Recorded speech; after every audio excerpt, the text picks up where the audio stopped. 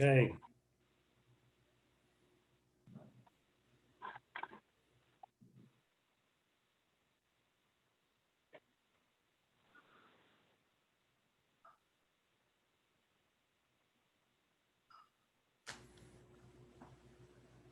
Good evening. Okay, we should be ready. Ready to go? Yep. Welcome everybody, committee members and public. We're going to excuse Mayor Chug from the meeting tonight. He had some other obligations to attend to. So we're going to go ahead. We'll go ahead and get started. Gary's going to offer the invocation and or message, and then lead us in the Pledge of Allegiance. Gary, if you do that for us. Our Heavenly Father, we're grateful for the many blessings that Thou hast given to us. We're grateful for this great country that we live in, the freedoms that we enjoy. Grateful for the ability to be able to exercise our freedoms and choose. We ask that we will, in this meeting today, that we might be able to make good choices and decisions concerning the new public safety billing, that we'll be able to get the citizens on board to create a nice place for the officers to work and a safe environment for them. And we ask a blessing on those that are without power and those that have damage to their homes, that they might be able to recover from them and be able to do well till the power is restored. And we pray for these things in the name of Jesus Christ. Amen.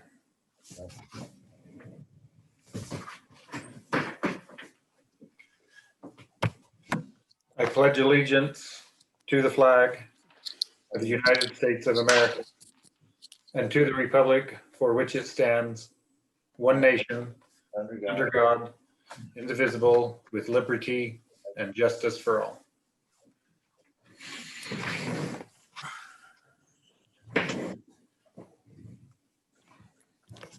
Okay, thanks, Gary.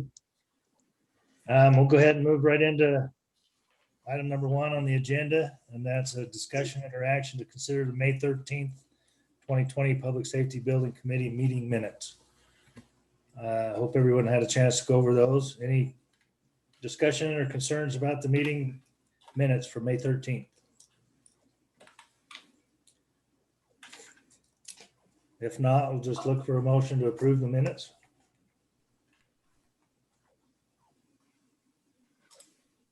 I'll make the motion to approve those minutes. Okay, Kevin Burns offers a motion. Do I have a second? Second. Who was that, the second? Phil. Okay, and then Councilman Swanton second. All those in favor, say aye. Aye. Aye. Aye. Any opposed? Great, okay. On to number 2.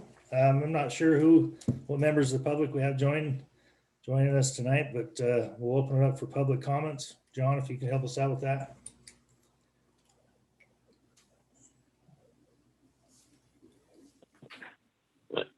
Currently, we just have one of the staff members listening, so Okay. That's it for public. And they don't want to say anything, huh? Not yet. Okay, I don't know if we need to give more time for the public to join us. But it looks like they'll have an opportunity at the end of the meeting to speak up if they'd like to. So we'll move on to number 3. Mayor Chug kind of put us up to the task to reach out to the public and do some public engagement, outreach regarding this project, and really kind of left it up to the discretion of you folks how we were going to do that. So we won't necessarily go one by one, but if anybody's got any success stories or any discussions that they had with members of the North Ogden community that they'd like to share with us, we'll just open that up. So Dirk, I talked to several people. The majority of who I spoke with understand the need, and I mean, they understand the need and the commitment to fund it as well. I didn't hear a lot of opposition in those that I spoke to, and they were all willing to spread the news through their neighborhood. try and get the word out that, you know, the city's working on this. But most of the interactions I had were positive. Good, thanks, Clark. Anybody else? I know we probably all have had run-ins with other folks, and the topics come up probably more likely rather informally than formally. I know I've had several discussions with folks that have come up to me and stated that from whatever source they've heard about the project. I know there's been some, the mayor's included it in his articles in the magazine. It's been on social media. It's come up in council meetings, just about every council meeting. Came up in the truth and taxation hearing. So it's out there. The information's out there, and so just because of that, I you know, it's something that comes up just about, if not 4 or 5 times a week, you know, daily, in my interactions with the public. And like Clark, I have yet to hear somebody make the comment that it's not needed for whatever reason, or that it's unnecessary, or as a matter of fact, it's just the opposite.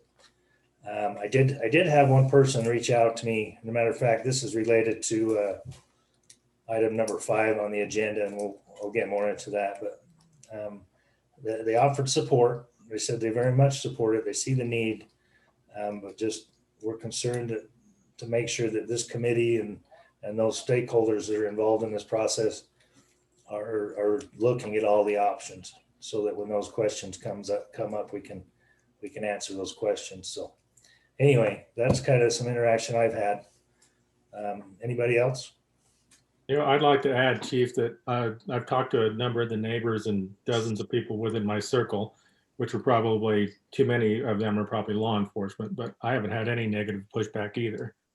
Most of them are curious. You know, they have some questions about the age of the current building and where it's at, but I haven't talked to a single person that's been opposed to it. Good. That seems to be kind of the common response we're getting. Thanks, Tim. Well, and all that, I haven't had anyone say anything negative about the building. It's always the funding issue, and looking at that, that's, you know, no one can look at the building and say, oh, we don't need a new building, or we don't need to take better care of what we've got. But it's always the funding issue and how we're going to fund that, and along with everything else that we fund. I agree, Kevin.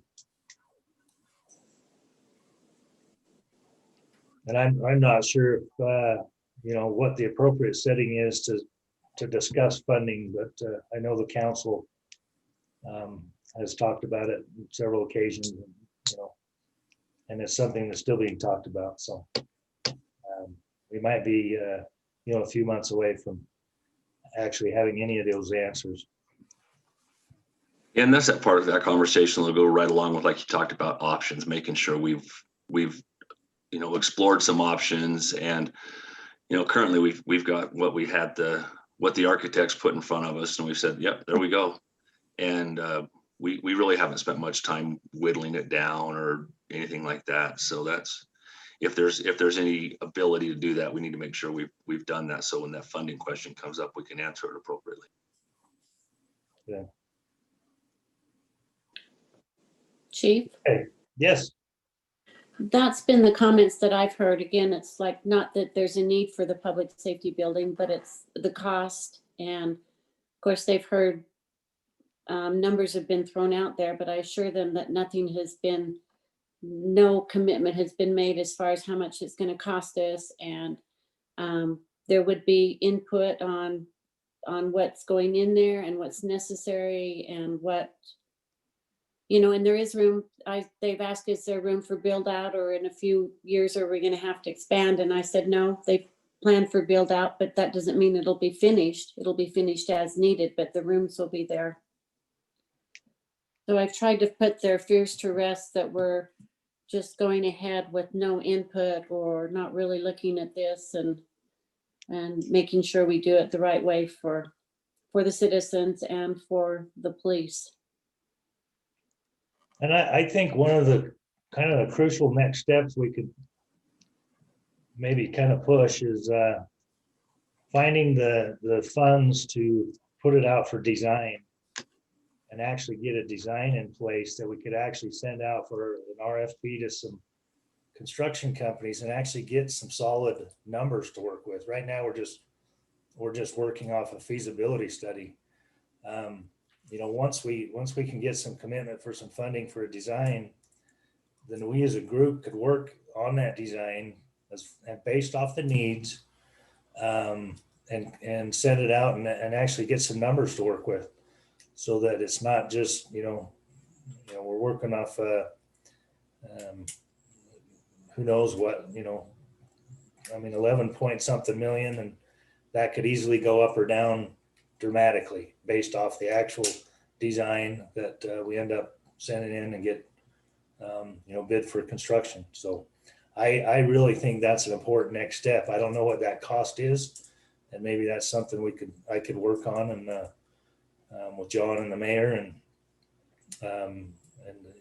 see how reasonable it might be to see if we could come up with those funds and get that number so we can actually move forward with that.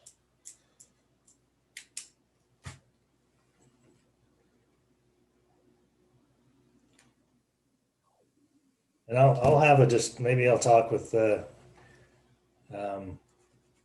and the mayor about that and see if that's something we could consider, because I don't think there's much more we can do without actually having a physical, a good hard number to work around when we start talking about funding anyway. Any more discussion on engagement with the public? Chief, Yes. would it be beneficial for us as a committee to look at what the I don't even know what to call it. It's not the suggestion. Let's just call it that, that we have, looking through that, and as Kevin suggested, that we start scrubbing through that and looking at, do we need this? Do we need that? Is everything needed? And then when we have the design firm design something, we have done some scrubbing that we've scrubbed out the things that aren't necessary and kept the things necessary. Just a thought. Yeah. No, I think that's a great discussion. And I guess the question is, do we have the material on hand to prepare for that discussion? So we got the feasibility study that JRCA put together based off the needs analysis that they did. And when I say needs analysis, it was, they based that off of staff interviews, their own knowledge of the industry standards, and other factors. Is that enough if we were to study that and come back and have a discussion and see if or what we were willing or could scrub? I think that's open for discussion. I'm not a designer. I'm not a building expert, so I don't know what the designer is going to need from us in order to come up with a design that is something that we feel like we can move forward with without spending a lot of time going back and saying remove this or add that and those kinds of things. I put together that report. It was more or less a breakdown of the square footage of what was presented in JRCA's report and where that fell in kind of the needs spectrum, I guess. And some of that was for build out. Some of that was space that, if we really want to design and build this facility for build out, this was necessary for that. I mean, it wasn't necessarily something that was a need today, but in 10 years, it will be a need. And in 10 years, it'll cost 10 times more to do it. And I think that's the whole reason why we've been given the direction to look at designing this for build out. If there's anything else that I can put together to present to this committee that can help go through those needs and decide what may or may not be expendable, I'd be happy or open for suggestions. For me, again, I'm not law enforcement, and I would defer to those of you that have law enforcement experience. You individuals are going to know better than I would what's necessary and what's not necessary, and that's why your expertise is here.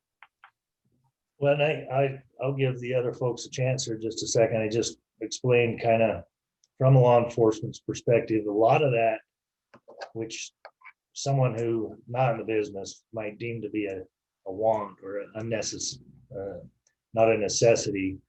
It's because there's not an understanding of the more or less the functionality that maybe that portion of the building evidence is a big factor, and detainee space is a big factor. And a lot of that is what this new facility would be. A big percentage of the new facility would be surrounding just those two things alone. And when we talk about evidence, we're talking about successful prosecution and justice for our victims. And when we talk about detainees, and we're talking about the safety of our staff and the detainees. If you don't have a proper facility for those people that are in custody, their safety is in jeopardy as well. If there's give them even just a remote option or chance, they think that they have to escape, and they take it, and then somebody ends up getting hurt. So those two things alone, I think, are a big portion of the new facility that we don't have in our current facility. I guess maybe Kevin and Tim can explain a little bit better how important those two portions are. Chief, Yeah. I'd like to add that, when I looked at the scope of the project, in my opinion, it's a pretty lean project. It has the bare bones what you need to run a police department. It doesn't have an elaborate training center. It doesn't have an elaborate communication center, which would probably be a lot more costly. So a lot of what you see would be built in 2020, and some of the advanced technology moved in. It's pretty bare bones scope of the project. Now, I can't speak on cost of material, land cost. What I don't know if you're looking at bonding, doing a municipal bond on this, or cost savings in other respect. But as for the scope of the project, my opinion is the project pretty lean by itself. You're talking the proposed project. The proposed project, just the scale of the project, like the rooms needed, the foyer needed, the interview rooms needed. To me, that seemed pretty lean, with a little bit of build out for the next decade or so in building or expanding staff. Well, and thanks for pointing that out, because that was kind of some of what I was trying to point out in that assessment of the square footage and explaining it. Some of it was for build out, but most of it was for our current needs. And you talk about training facilities, which is going to be incorporated into the courtroom, which our courtroom is a whole nother discussion. It's out of state compliance. It's not safe for the staff, the members of the public, the victims, the witnesses, and even the detainees that come in and out of there, and the defendants. So that's a good point, Tim. Thanks. So before we go to hiring a designer, should we look at having some public input, maybe an open house, a virtual open house or something, through which we can explain to the public, as Tim said, the leanness of the suggestions that we have at this point, and start to get community buy-in before we have that design that goes on and we've expended that money. Does that make sense? Just throwing that out there. I feel this is Mayor Berube. I think that's the same conversation we've had historically, because my fear is if the public thinks we're moving ahead on this before we get their input, that could cause some grief long-term in getting this thing done. Right. So the problem we've had in the discussion is, can we have a meaningful open house Zoom-wise versus kind of waiting to, see when we can do this. Even if we had to use the senior center, and social distance, I think it's just meaningful to have the public give us their feelings. So I concur with your comment, I guess what I'm saying. I think if we did something like we did for the truth and taxation hearing, I think we can spread it out over enough. I don't know. I think we've got to do something. My opinion, Councilman, that's a great step in the design process. We absolutely should not bypass the public's input. And I totally agree 100%. And by the way, Mayor Berube, welcome. Glad you could join us. Oh, thanks, Chief. I do agree. One thing though, I like, Phil, your idea of getting these things going, even if we have to have 2 or 3 and space them out. I'd like to see this get going, these open houses, as soon as we can, because we've kind of had to defer this almost for 6 months because of COVID. And I think it'd put a stop. The longer we have these rumors floating out in the community, the more difficult they may be to overcome.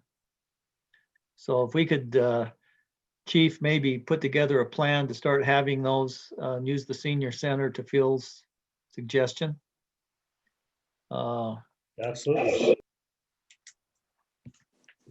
And that'll kind of take us into our next item on the agenda as well. Hey, just quickly, Mayor, are you thinking, say, end of September into October? Get these things rolling, or October-ish?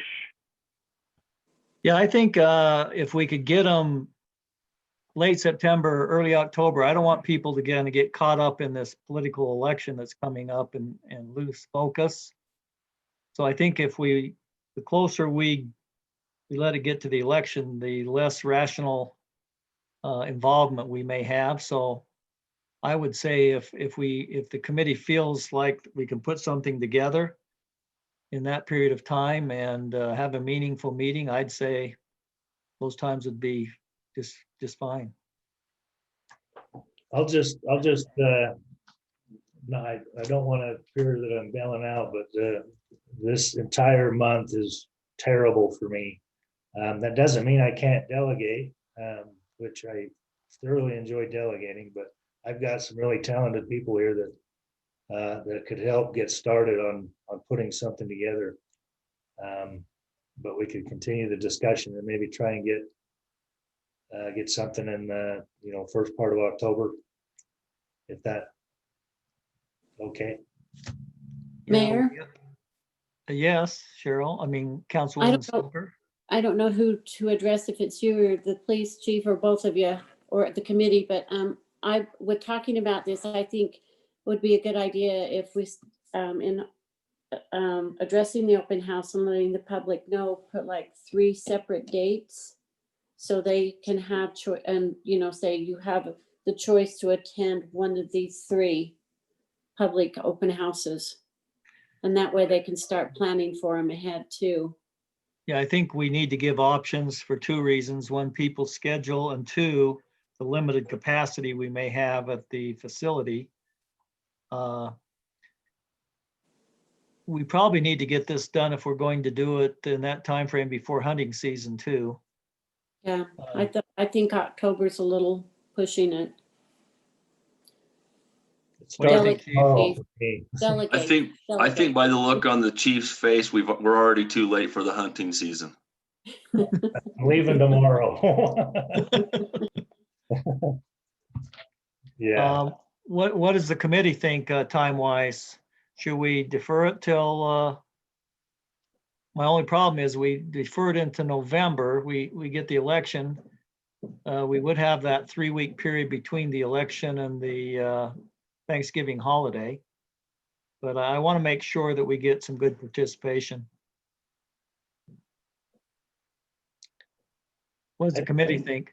I think we could, I mean, at least from my perspective, could easily do something in the middle of October for the first date anyway. Right. And there are predictions that following the election, whatever outcome happens in the election, there might be some additional unrest whether that's in Salt Lake or Central Ogden. So there might be some things that take away from the project or draw people's attention from it.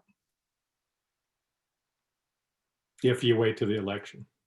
What if we take the first 2 weeks of October and have 3 or 4 dates in those 2 weeks? I think those comments from Tim are valid with the uncertainty, and we surely want to distract. Do you think we could do that, Chief? First couple of weeks in October? Or is that pushing it?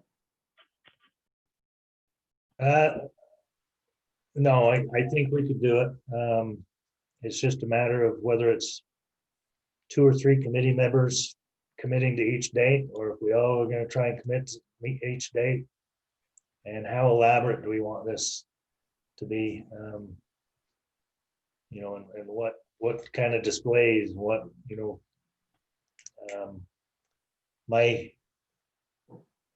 tomorrow I'm out of town and I won't be back for a week and a half, and I will be in contact that I could do some things over the phone. But this is something that we probably need to sit down and have a little more formal meeting just on this itself. Whether that's in a public setting or not, I don't know. Chief, I think the simpler the better. I mean, we want to be totally transparent, and I think identifying the key issues that the public would have concerns or support for would be the concentration of the meeting. Just my thought. Chief, it's Annette. I'm just looking at the calendar to see when we have meetings. The 6th of October is normally a work session if needed, but we could use the 6th as one of these open houses. And then the 14th would be the Public Safety Building Committee's meeting day.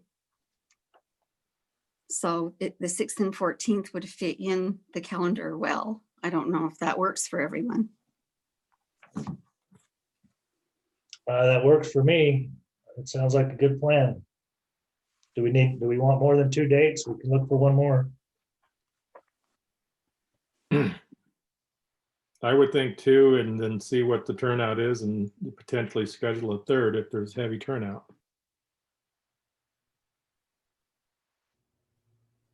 Okay, what's the best way to get this information out to the public?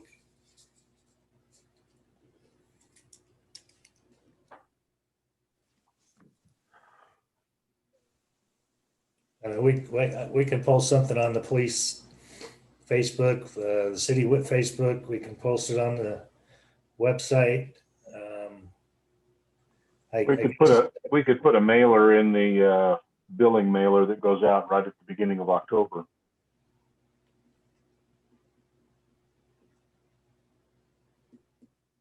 I think those are all good ideas, especially the mailer. Because some people say they don't look at Facebook or social media. Yeah.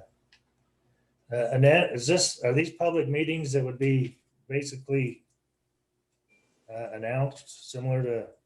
Yes, they are public meetings. They will go on our website. They'll go on our Facebook pages and stuff. We could actually hang them up in public places also. Or like they said, put it in our utility billing. We could even do a flyer and maybe some people on the committee help get them out to the citizens.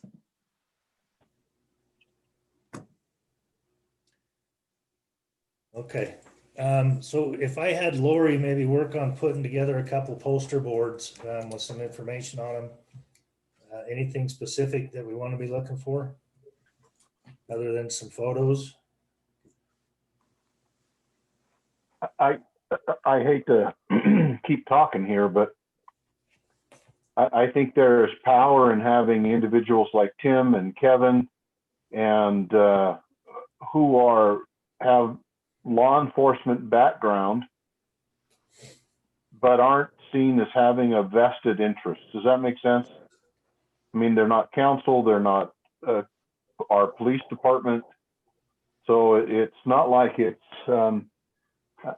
Kevin is a well thought of individual in our community. So is Tim and others. I think there's great power in having them do much of the presentation and explaining from an experienced law enforcement officer who isn't in our department and, looking for the public to fund something that they would like, to explain why we need the additional space for build out. Something like the exercise facility. I've talked to a number of law enforcement individuals about the need for that and helping our residents understand that. I don't think anybody knows better than that than Tim and Kevin and others who are former or existing law enforcement. And I'm open both those days, so anytime it's scheduled. Okay, so would the format be more just a discussion? I was kind of thinking like the open house we had for the 400 East project. Poster boards and people just at tables answering questions.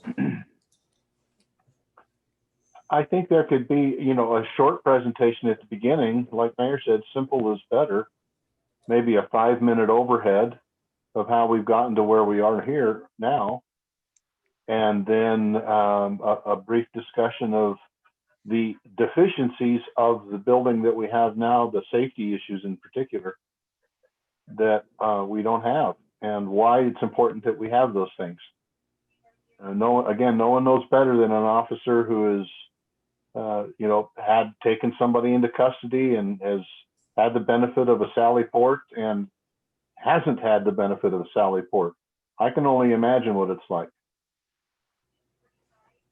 Well, and it would be good to have someone speak to the court and how out of code we are with that. And one of the big reasons for doing one of the reasons for doing this is to bring that court up to date and get that taken care of. So it'd be good to have someone that could speak to that well as also.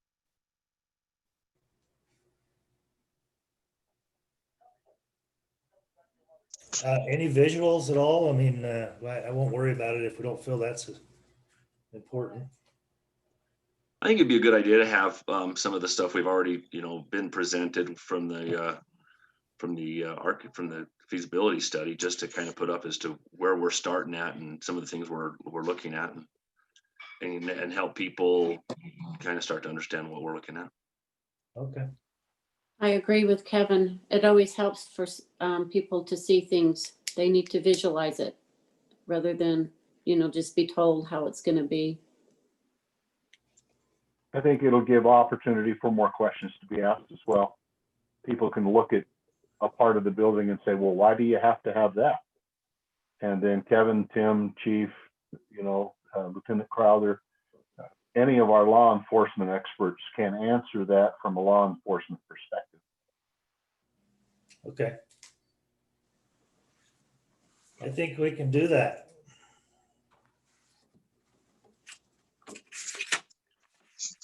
So I will work on, we've got enough material. I think we can obviously have some slides that we can put up on, with the projector. Maybe I'll look at some of the other things we have and put together some poster boards that we can just put up that might be somewhat create some discussion if we've got some material for that. Anything else?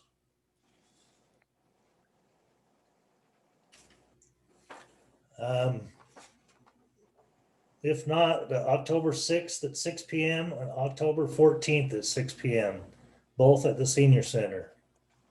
And I know there's a couple of committee members that have some prior commitments or engagements already for at least one or both of those dates, and that's okay. So whatever participation we can get would be great. So, Steve, should we have John make sure there's nothing else going on? Shouldn't be, but we probably ought to have John follow through and get those dates available at the Senior Center. okay. John, you okay doing that? Yes, I'll get that information. Okay, thank you. Anything else on open house or engagement with the public? Oh, just briefly, last meeting, Robert and Chad, agreed to help put together a video that I guess was a virtual open house. We've met a few times and we actually got a little bit on film. It's just a little bit difficult as far as schedules, getting everybody in the same place at the same time. I don't see, do we have Robert or Chad here with us? I haven't seen. John, do you see, is Robert here with us? I don't see him. Okay. I think I am going to get this videographer's information from Robert, because it'll be just a little bit more. I think it'll be easier for me and his name's Jason to just make some appointments to get together to get this video done. So anyway, that's where we are on that. A little bit of progress, not much. We'll get there. Do you think we can have at least part of that video for our open house so we can show some of it there? I bet we will. What we do have is a couple of interviews of some staff members. So we'll see what we've got and see if there's anything that would be worthy for putting up. Okay. So I mentioned earlier in the meeting that one of the contacts I had offered their support for the project, but also said from their perspective, it would be important for us to make sure that we are looking at all of our options for when those questions come up.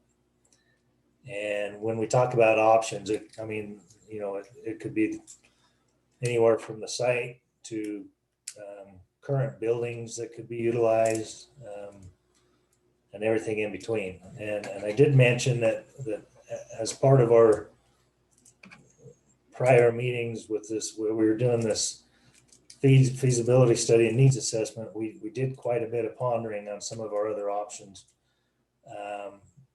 And we did go through the properties that the city owns and eliminated all of the other properties but this current site for various reasons. And then as far as current facilities that the city owns that could be utilized, I think we have rifled through those options and eliminated any other facilities. As far as this current building we're in, you keep adding on, but the building is only as good as the foundation it sits on, and that in itself is, in my opinion anyway, as far as like being safe and sound, and especially in a seismic event, is not a wise option. So I wanted to throw this out here and see if we missed anything or if we need to address anything that we've talked about previously. Any thoughts? Chief, I mentioned to you, one citizen suggested we take the old charter school there in Harrisville. He did suggest that, but that's a joke. But Yeah. I have had some ask about, for instance, could the court and the education portion be utilized in the current building with the rest added on, or could the court use the council chambers since it's pretty much limited use once a week? So those are some of the questions that have been proposed to me if we've addressed. So I think that gives a sensation for maybe what some of the residents are asking. And we ought to be able to flesh that out and say, here's why we may be able to do it or why we can't. But I've had that asked when they look at the building, could we have the court, the non-secure police functions obviously won't work there, but is there a way we could utilize the current building for those limited use functions? Well, and I'll just give you my opinion. I don't have any numbers. I don't know what it would cost to take and renovate, the council chambers next door to be in compliance with state regulations for courts. But the way I see it is, I've kind of watched that happen with our current facility over the last 25 years. And I guess I would just call it expensive Band-Aids while you kick the can down the road. And I don't know how, better to put it. Yeah, it might save a few tax dollars today. But in a few years, when it becomes even more necessary, how much more is this project going to cost? And in the meantime, I don't think we can totally eliminate the safety of the staff by, trying to do that, just stick a Band-Aid on things. And I would just hate to see something happen, whether it's staff, citizens, visitors, or, customers of ours, I'll call them. And that's just my opinion. Again, I don't have any hard numbers. I don't know what renovations cost compared to construction. Yeah, if you look through that, what the question they're really asking in my mind is training and the court absolutely need to be connected to the new public safety building. They're saying we break this down between what we think is essential public safety issues versus those that are more optional. That's what I hear them saying in their minds. Now, I'm not saying I agree with that. I'm just passing that on so we're aware of questions that could come up. Well, I'll tell you, it comes down to, whatever business you're in, the facility that you offer your staff to do their job, really it contributes to overall morale and productivity. And if we start making, taking some of the things that, the training facility in itself, we do several of our own in-house trainings that probably we wouldn't want to take and do over the library, for instance, because of the sensitive nature of some of that training. And to have it here on site, we can have people on shift, come and go, participate. It would just be, I guess, a convenience, but also at times a necessity for that sensitivity reason. Chief, I'm wondering if when Tim and Kevin, I'm assuming they're going to do the presentations, if in the presentation we don't preemptively answer these kinds of questions, why do we prefer to have the court redone and the training room? And not because of convenience for the officers, there are safety reasons that the court needs to be redone. And I think we need to address those. There are safety reasons that our officers need to be trained, and that some of this training is done in a space that is protected and out of public view because of the sensitivity, as you mentioned, the exercise facility. I'm thinking of the ones that people most often bring up. What is the value in how an officer performs, one in staying fit, but also in having, oh hush, somebody rang the doorbell, and so my other doorbell, be quiet, is letting me know that somebody's at the front door. But the value to an officer who's had a very difficult shift to come in and exercise some of that off before they go home, or an officer coming in that's had just a crappy day, like the windstorm and trees are down and a tree hit his roof, and it's just, and the opportunity to burn off some of that before they go out. I think if we preemptively ask those questions, well, why don't we do this? And then answer that question. I think there's a lot of people who will have those questions who aren't brave enough to ask the questions, but they'll be there. And I think Kevin and Tim and other law enforcement experts have, again, that inside experiential point of view to say, this is why we have to have a better detainee area, a secure detainment center. And here's the safety issues to the public, to the officers, to the detainee, and on down the road. And we preemptively ask and answer those questions. I agree, and you just say it a lot better than I do. Thanks, Phil. Another thing that I always forget to bring up too with this courtroom and training is also it's going to act as our EOC. We currently do not have an EOC, and we just had nearly a natural disaster that would have necessitated the need of an EOC. And it's just a matter of time before that happens. And I've had I guess the opportunity to participate in a number of command centers. And if you have a command center that's properly set up, things just run that much more smoothly. And again, I guess you have to have experienced it to understand, and maybe that's where Kevin and Tim can chime in as well. But I think that's where they can. And Chief, I think the goal here where Kevin and Tim can really help us as law enforcement and citizens of North Ogden is the fact that the citizens in their mind now, they don't know what the difference is between a need and a want. And even your contact that gives you regular calls is wanting to make sure that we only do the needs, right? yeah, And that's the word he spread in the community. So this committee's job has to help the citizens understand what's a want and what's a need, and that we're not putting any wants in this thing. And here's why it's a need. Kevin, sorry, I saw you unmute.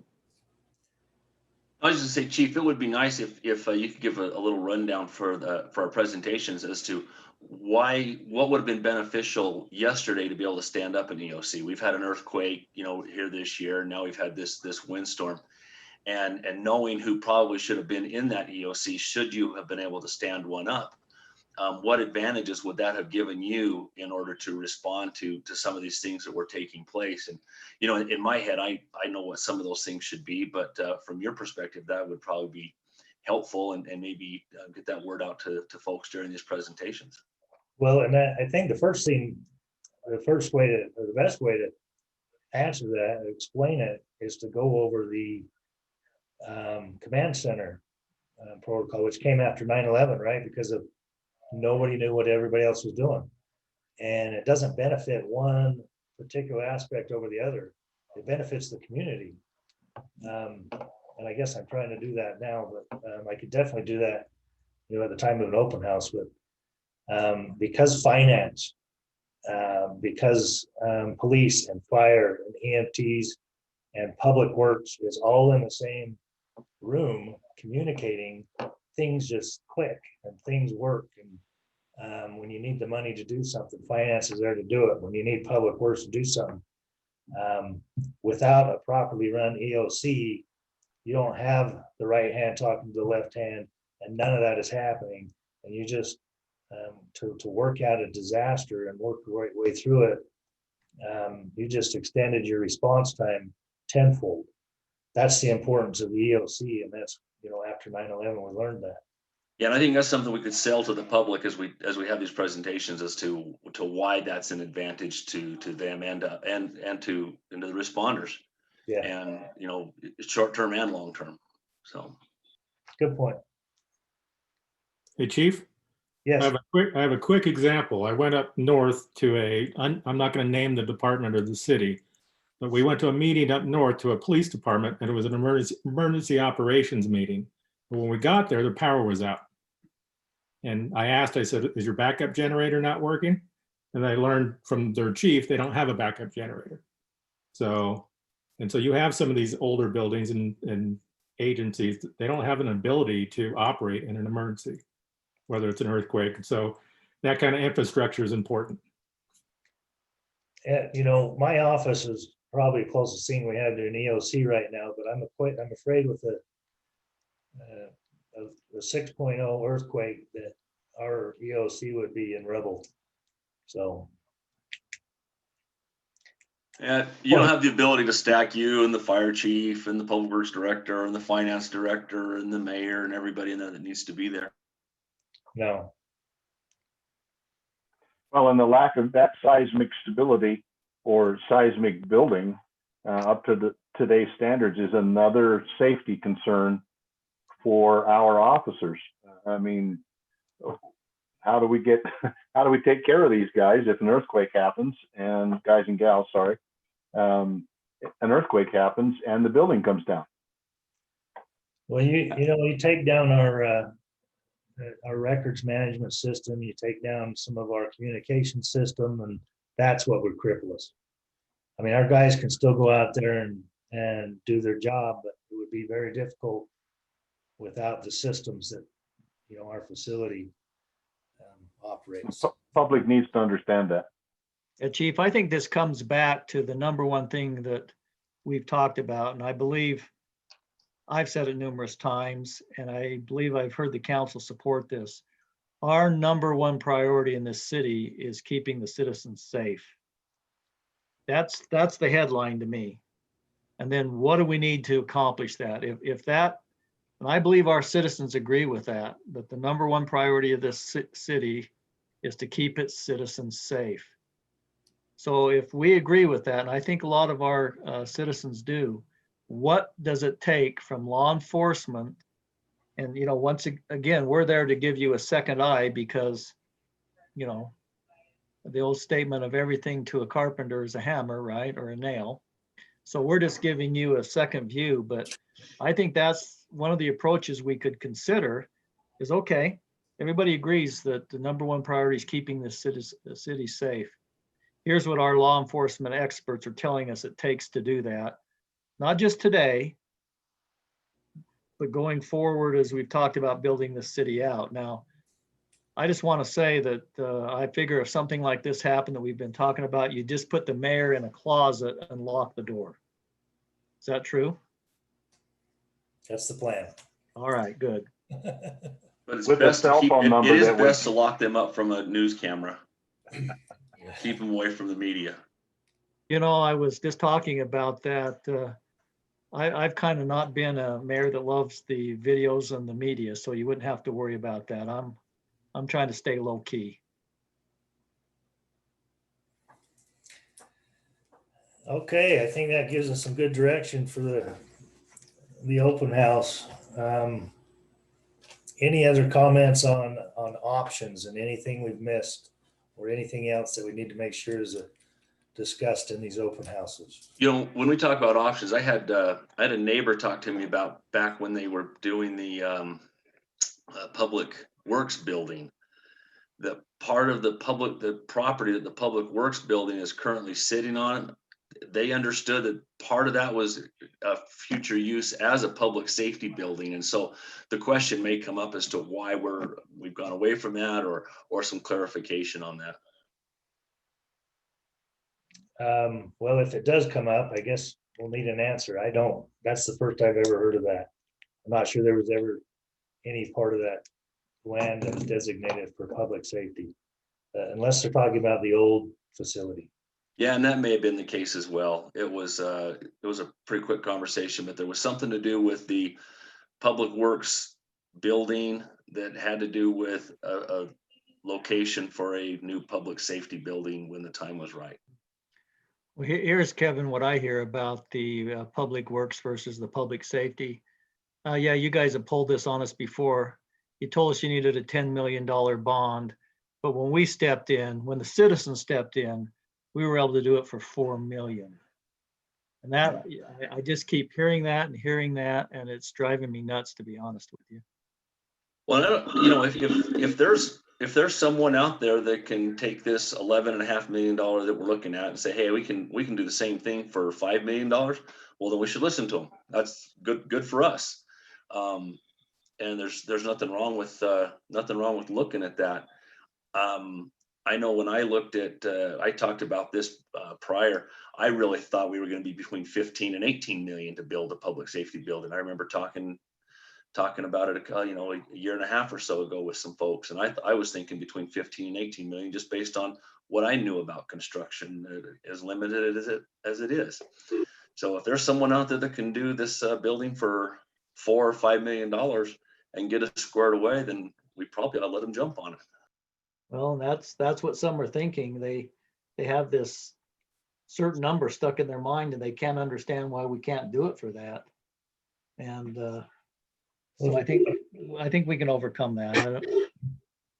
Mayor, make sure you keep their contact information. And when we get ready to send the designs out, we'll send it to them for a bid.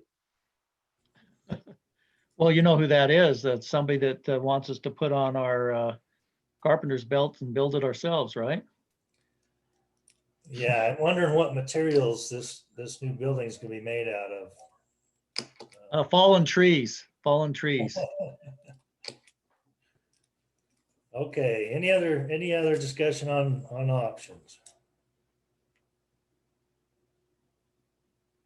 Okay, there's always the option that the city purchases some land that they don't own specifically for this, but that obviously just adds to the cost. So I would think we could eliminate that question.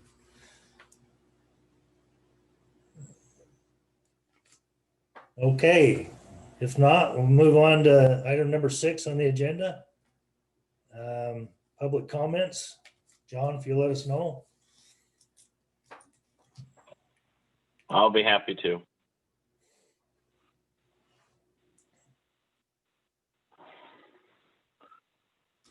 Have we got Nothing yet.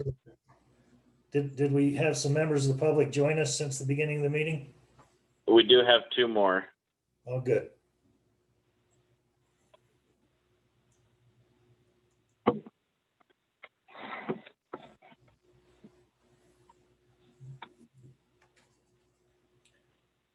Nothing?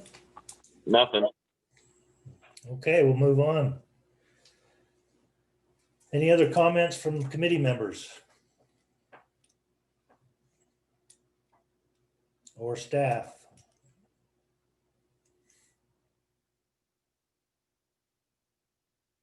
No. Aside from the 2 open houses, we'll tentatively schedule our next committee meeting second Wednesday of November. But we'll plan on these 2 dates in October for the open houses.